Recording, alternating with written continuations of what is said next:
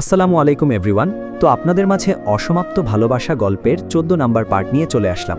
তো বেশি কথা না করে চলুন গল্প শুরু করা যাক। এক্সাম শেষ করে গেটের সামনে দাঁড়িয়ে গাড়ির জন্য অপেক্ষা করছে নয়না। প্রখর রোদের তাপ মনে হচ্ছে ঝলসে দিতে চাইছে প্রকৃতিকে। নয়না গেটের বাইরে এসে একটা স্ট্রবেরি কোন আইসক্রিম কিনে খেতে ব্যস্ত। আর মাত্র 3টা এক্সাম বাকি। নয়না আইসক্রিম খেতে খেতে ভাবতে লাগল, দুটো মানুষ একই সময়ে দুই প্রান্তে কি করে থাকতে পারে? আমার স্বপ্ন সত্যি নাকি আমার বাস্তবতা? যদি ভিন্ন মানুষ হয়ে থাকে তাহলে কণ্ঠ কিভাবে এক হয়? আমি জানি না কেন আপনি আমার সাথে মাইন্ড গেমস খেলছেন। এসব করে কি লাভ হচ্ছে আপনার? নয়না গাড়ি আসার আগেই রিকশা ডেকে তাতে উঠে বসল। উদ্দেশ্য চৌধুরী বাড়ি। মনে মনে বলে, আপনার সত্যি আমি উদ্ঘাট করেই ছাড়ব। নয়না গেটের সামনে এসে নামল। ব্যাগ থেকে ভাড়া পরিশোধ করে এদিক সেদিক টাকাতে লাগল। দারোয়ান 1 মিনিটের জন্যও নড়ছে না। তাকে তো যে কোনো উপায়ে ঢুকতে হবেই। কিছুক্ষণ অপেক্ষা করার পর দারোয়ান সরল। নয়না টুক করে ভেতরে ঢুকে পড়ল। আস্তে আস্তে মেইন দরজার সামনে এসে দাঁড়ালো। হাত দিতেই বুঝে গেল দরজা খোলা। নয়না ভেতরে ঢুকল। হঠাৎ মুখোমুখি হলো এক সার্ভেন্টের। নয়নাকে দেখে বলে, বৌমনি আপনি? বড় ম্যাডাম তো আজ বাসায় নেই। নয়না নিজেকে ধাস্ত করে বলে, কখন আসবে? সে বিষয়ে আমরা কিছুই জানি না। আচ্ছা, আমি রুমে যেয়ে কল করে জিজ্ঞেস করে নেব। আপনার জন্য কোল্ড ড্রিঙ্কস বা অন্য কিছু দেব? Lemon juice. বলেই নয়না দ্রুত পায়ে জিয়ানের রুমে চলে আসলো। রুমটা দেখে মনে হচ্ছে এখানে কেউ ছিল। ভালোভাবে পরখ করতেই সেখানে মেয়েদের ওড়না আবিষ্কার করল। নয়নার ছোট হৃদয়টা মুচড়ে উঠল। চোখের জল মুছে নিল হাতের উল্টো পিঠে। হঠাৎ খেয়াল করল ওয়াশরুম থেকে কেউ বেরোচ্ছে। নয়না দ্রুত পর্দার আড়ালে লুকিয়ে পড়ল। নয়না তাড়াহুড়ো করতে যেয়ে খেয়াল করেনি পর্দা সাদা কালের। ওপাশ থেকে খেয়াল করলেই বোঝা যায় এখানে কেউ আছে। নিজের হাজব্যান্ডের রুমে অন্য একজন নারীর উপস্থিতি নয়নার ছোট হৃদয়টাকে গুড়িয়ে দিচ্ছে। মানুষটা তাকে কত যত্ন করেই না ঠকাচ্ছে। আমার সাথে 1 সপ্তাহ কথা না বলায় যে মানুষটার সামান্য হাঁচি পর্যন্ত আসেনি, সে মানুষটা আমাকে ভালোবাসে, এটা কিভাবে মেনে নিলাম আমি? আমি আসলেই বোকা। বোকাদের মানুষ সহজে ঠকাতে পারে। টুপটুপ করে ঝরতে থাকলে নীল নদের পানি। মান্নাত খুব ক্লান্ত। রাতের শেষ প্রহরে জাহিন তাকে ফেরেশতা রূপে উদ্ধার করেছে বলতে গেলে। মাথা চেপে ধরে কান্না করছে মান্নাত।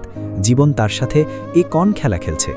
গত রাত যত গভীর হচ্ছিল, মান্নাতের মনে হচ্ছিল মৃত্যু ততই নিকটে। লোকগুলো ঘরের কোনা কোনা খুঁজে বেড়াচ্ছে। ইঁদুরগুলো পা কেটে রক্ত বের করে ফেলছে। হঠাৎ বাহিরে শোরগোল শোনা গেল। বাসার ভেতরের লোকগুলোও হয়তো বের হয়ে যাচ্ছে। কোনো শব্দ আসছে না কানে। সাহস করে নয়না বেরিয়ে আসলো। ধীর পায়ে দরজার কাছে এসে চিৎকার করল, বাঁচাও, কেউ আছো? পেছন থেকে কেউ তার মুখ চেপে ধরল। ছুরি বসিয়ে দিল কাঁধ বরাবর। গলগল করে রক্ত প্রবাহিত হতে লাগল। মান্নাতের বেঁচে থাকার শেষ আশাটুকুও ফুরিয়ে এলো বুঝি।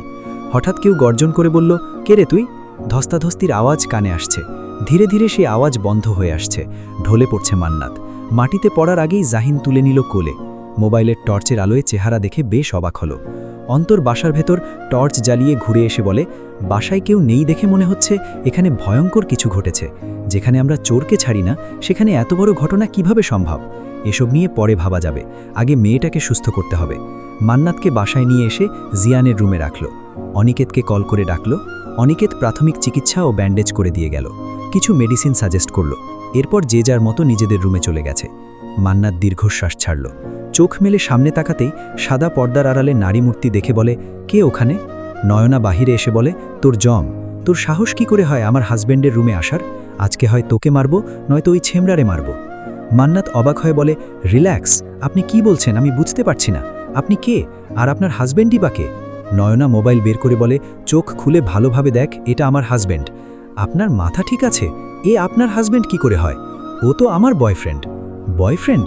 লজ্জা লাগে না বিবাহিত ছেলের গলায় ঝুলতে? আমি কি কম সুন্দরী? আমার মতো সুন্দরী বউ রেখে কিসের প্রেম? আজকে আমি তোকে মেরেই ফেলব, বলেই মান্নাতের গলা টিপে ধরতে নিল। জাহিন এসে বলে, আপনি কে? নয়না সামনের দিকে ঘুরে বলে, আপনার জম। জাহিন অবিশ্বাস্য দৃষ্টিতে তাকিয়ে থেকে বলে, তা মিস জম, আপনি আমার বাসায় এসে আমার গেস্টকে কেন আঘাত করছেন? নয়নার রুম থেকে বের হতে হতে বলে, আপনাকে আমি ডিভোর্স দেব, আপনার নামে মেয়ে ঠকানোর মামলা করব। নয়না গটগট করে বের হয়ে গেল। জাহিন মান্নাতকে বলল, সরি, আমি বুঝতে পারছি না এসব কি হচ্ছে। আপনি রেস্ট নিন, আমি দেখছি। জাহিন নিচে সোফায় বসে ভাবছে, কোনোভাবে এই মেয়ে আমার ভাবি নয়তো। না না, এটা হতেই পারে না। ভাইয়া এমন বাচ্চা মেয়েকে বিয়ে করবে? সার্ভেন্ট ট্রেতে করে লেমন জুস নিয়ে কিচেন থেকে বের হলো। জাহিন বলল, লেমন জুস কার জন্য? বৌমনির জন্য। বৌমনি আবার কে? আপনার বড় ভাইয়ের বউ, কিছুক্ষণ আগেই এসেছে। জাহিন অবাকের সপ্তম আকাশে পৌঁছে গেল। এটাও কি সম্ভব? জাহিন জুসের গ্লাসটা নিয়ে ঠকঠক করে পান করে বলে সে চলে গেছে। জাহিন অন্তরে কল করে।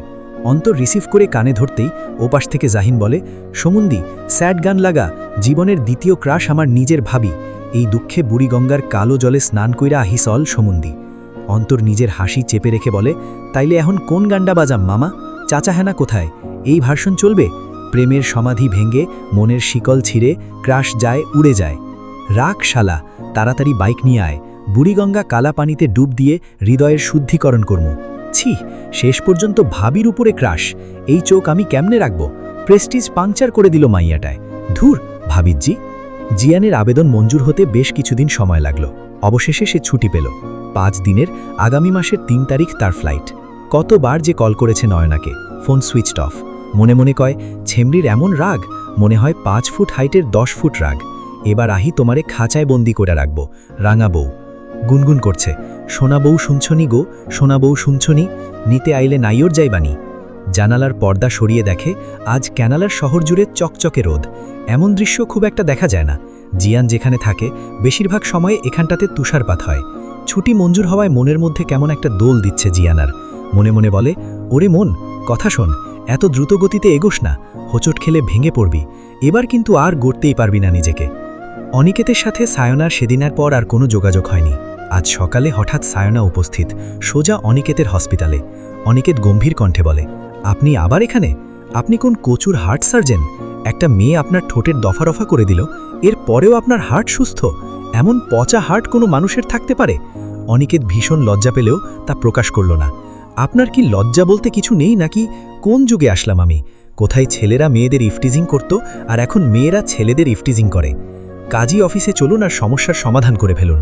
রোজ রোজ ইফটিজিং সহ্য করার চেয়ে বিয়ে করা বেটার অপশন। কিন্তু মিস্টার হার্ট সার্জন, আপনি রাজি থাকলে আমি হসপিটালে কাজী নিয়ে হাজির হতেও রাজি আছি। চুপ করুন, আমার সহকর্মীরা শুনে ফেলবে। চুপ করব এক শর্তে। কিসের শর্ত বলে বিদে হন? বিকেল 5টায় বকুলতলা কফি শপে দেখা করবেন। 5টায় আমার চেম্বার আছে, তাহলে রাত 9টায়? আচ্ছা ঠিক আছে, 5টায় আসব।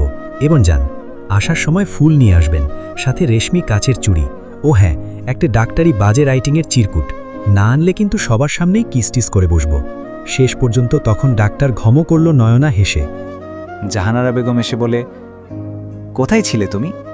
তোমাকে খুঁজতে তোমার চাচ্চু বের হয়েছে, আর কিছু সময় দেরি করলে তোমার বাবা তুল কালাম কাণ্ড বাঁধিয়ে ফেলত। কথা বলছো না কেন? শ্বশুরবাড়ি গিয়েছিলাম। মানে? শ্বশুরবাড়ি গিয়েছিলাম বললাম তো আম্মু। সেই কবে শ্বশুরবাড়ি দেখেছি, তারপর কতদিন দেখি না, এর জন্য দেখতে গিয়েছিলাম শ্বশুরবাড়ি কেমন। নয়না, তোর কাছে এসব হাসি তামাশা মনে হচ্ছে? ওনারা কি ভাবলো তুই এভাবে চলে গেলি? তারা নিশ্চয়ই ভাবছে মেয়ে বয়সের চেয়ে বেশি পাকা। নীলাঞ্জনা নয়নার দিকে ঠান্ডা এক গ্লাস জুস বাড়িয়ে দিয়ে বলে, তুই এখনো ছেলে মানুষই ছাড়তে পারলি না? যদিও আন্টি খুব মিশুক মানুষ, তবুও তোর এভাবে ওই বাড়িতে যাওয়া উচিত হয়নি নয়না। আমার শ্বশুরবাড়ি আমার ইচ্ছা, আমি কিভাবে যাব না যাব সেটা আমার ব্যক্তিগত বিষয়। জাহানারা বেগম রেগে বলেন, এক চড় দিয়ে দাঁত ফেলে দেব। বেয়াদব মেয়ে, বড়দের মুখে মুখে কথা বলে। যা নিজের রুমে যে ড্রেস চেঞ্জ কর। আর 3টা এক্সাম বাকি তো, 2 তারিখ এক্সাম শেষ, এরপর তোকে পার্মানেন্টভাবে রেখে আসবো ওই বাড়িতে। ভেবেছিলাম আরও কিছুদিন রাখবো নিজের কাছে, কিন্তু তুই তো পাগল হয়ে গেছিস শ্বশুরবাড়ির জন্য। তোকে সেখানেই রেখে আসব, তখন বুঝবি শ্বশুরবাড়ি কত মধুর। নয়না ধূপধাপ করে পা ফেলে রুমে চলে এসে ড্রিম করে দরজা বন্ধ করে দিল। রাগে ইচ্ছে করছে লম্বা চুলগুলো কেটে কুটি কুটি করে ফেলতে। আলমারি থেকে গতকালকের গিফটগুলো বের করল, দ্রুততা আনবক্সিং করতে শুরু করল। অনেকগুলো hair product, makeup product, chocolate, purple কালারের একটা সুন্দর গাউন। আন্নুর পেজ থেকে এসব এসেছে, কিন্তু পাঠিয়েছে কে? সব কিছু তন্ন তন্ন করে ঘাটতে লাগল। একটা কার্ড পেল, সেখানে লেখা, রাঙা বউ, রাঙিয়ে গিয়েও আমার শূন্য হৃদয়। অপর পাশে লেখা, আমার একটা আকাশ হোক, সে আকাশ জুড়ে তোমার ভালোবাসার চাঁদ উঠুক। আমার একটা নদী হোক, সে নদীতে তোমার ভালোবাসার ঢেউ হোক। আমার একটা সন্ধ্যা হোক, সেই সন্ধ্যা জুড়ে তোমায় নিয়ে গল্প হোক। নয়না কার্ডটি ছিঁড়ে 4 টুকরো করে ফেলল। মোবাইল নিয়ে সার্চ করে পেজটা খুঁজে বের করল। 2 দিন আগের পোস্টে নয়নার চোখ আটকে গেল। সুদূর কানাডা থেকে এক ভাইয়া তার প্রিয়তমার রাগ ভাঙাতে এই সারপ্রাইজ গিফটটা পাঠিয়েছে। আপুটি কত ভাগ্যবতী। এভাবেই তাদের ভালোবাসা যুগ যুগ বেঁচে থাকুক। নয়না পেজের ইনবক্সে নক করল। আমার একটা ইনফরমেশন দরকার ছিল, কাইন্ডলি আমাকে একটু হেল্প করুন। নয়না বুঝতে পারছে না জিয়ান কেন তার সাথে এরকম দুমুখ আচরণ করছে। মোবাইল অন করার সাথে সাথে অগণিত টেক্সট আর মিসড কলের নোটিফিকেশন এসেছে জিয়ানের কন্ট্যাক্ট থেকে। নয়নার মনটা বিষণ্ণতায় ছেয়ে গেল। জানালার উড়তে থাকা পর্দার দিকে তাকিয়ে বলে, ছেলে মানুষ কি কখনো এক নারীতে আসক্ত হতে পারে না? এই উড়তে থাকা পর্দার মতো তারাও কি উড়তে থাকে, এক নারী থাকে আরেক নারীর মনে? জিয়ান তৈরি হচ্ছিল ফ্লাইটের জন্য। ফার্স্ট ক্যাপ্টেন সে। সবকিছু পরিদর্শন করে সবেমাত্র জুস মুখে দিয়ে ফোনটা হাতে নিয়ে দেখে নয়নাকে অ্যাক্টিভ দেখা যাচ্ছে। মনটা হঠাৎ ফুরফুরে হয়ে গেল জিয়ানের। সাথে সাথে টেক্সট করল, হেই লিটল প্রিন্সেস। নয়না টেক্সটের দিকে তাকিয়ে থেকে চোখ ঝাপসা হয়ে আসলো। একটু পরেই নয়নার ফোনটা বেজে উঠল। রিসিভ করে কানে ধরতেই ওপাশ থেকে বলল, প্লিজ এই মুহূর্তে ঝগড়া করো না। জিয়ানের কণ্ঠে করুণার স্বর। আপনার সাথে কথা বলার বিন্দুমাত্র ইন্টারেস্ট নেই আমার। করুণা করে হলেও একবার ভিডিও কল করো। আমি তোমাকে একটাবার দেখতে চাই। কতগুলো দিন তোমাকে দেখি না। তোমাকে দেখার তৃষ্ণায় হৃদয় মরুভূমি হয়ে আছে। নয়না তাচ্ছিল্য হেসে বলে, এমনভাবে বলছেন যেন আমাদের শত জনমের প্রেম। আপনার মিথ্যে কথায় আমার মন ভিজবে না। ফোন রাখুন, আর কখনো আমাকে কল করবেন না। আমার দেখা জঘন্য পুরুষ আপনি। ঘৃণা করি আপনাকে। আর 10 মিনিট পরে আমার ফ্লাইট। দোয়া করে এ জীবনে যেন তোমাকে এই জঘন্য পুরুষের মুখদর্শন করতে না হয়। নয়না নিম্নস্বরে বলে, তোমার সাথে কথা না বলতে পারার যন্ত্রণায় আমার তীব্র জ্বর আসুক, তবুও তুমি এসো না আর কথা নিয়ে। যে কথার আঘাতে হৃদয় হত্যা করেছ, সে কথার মোহ আমায় আর না টানুক। জিয়ান চুপ করে রইল। দীর্ঘশ্বাস ছেড়ে বলে, কোন স্মৃতি, কোন কথা বা কোন লুকোনো অনুভূতি তুমি? আমার নিঃশ্বাস, আমার বিশ্বাস, আমার চিন্তা জুড়ে তোমার বিচরণ। আমার দৃষ্টিসীমানার আড়ালে থেকেও হৃদয়ের সবচেয়ে কাছে তুমি। লাইন বিচ্ছিন্ন হল। নয়না সেভাবেই বসে আছে। বারবার জিয়ানের কথাগুলো তার কানে বাড়ি খাচ্ছে। একটা মানুষ ক্ষণে ক্ষণে এভাবে পরিবর্তন কি করে হতে পারে? অন্য নারীর সঙ্গ দিচ্ছে, আবার আমাকেও প্রেম কাব্য শোনাচ্ছে। ভালোবাসা বোধহয় বইয়ের পাতায় হয়, বাস্তবে এর কোনো অস্তিত্ব হয়তো নেই। আমরা ভালোবাসা বলতে শুধু শূন্যতাই পাই।